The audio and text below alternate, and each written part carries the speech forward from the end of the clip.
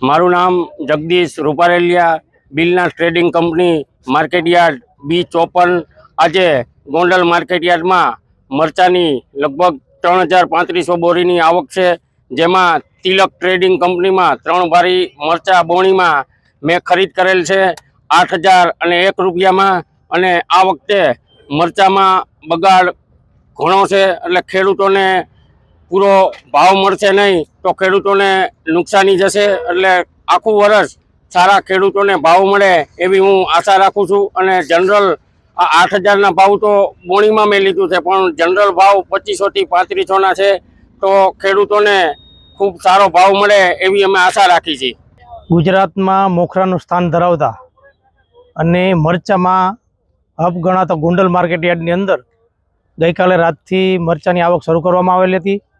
અંદાજિત 3000 જેવી ભારીની આવક થયેલ છે। અને મુહૂર્તના ભાવ જોઈએ તો સારા માલમાં આજે મુહૂર્તના ભાવ 8000 નીકળેલ છે। સરેરાશ ભાવ સારા માલમાં 3200 થી 3500ના ભાવ છે।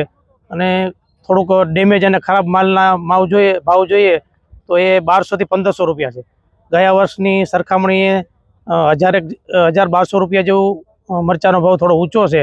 અને હજી સારા માલના ભાવ થશે અને આવતા દિવસોમાં હજી પણ આવક વધશે।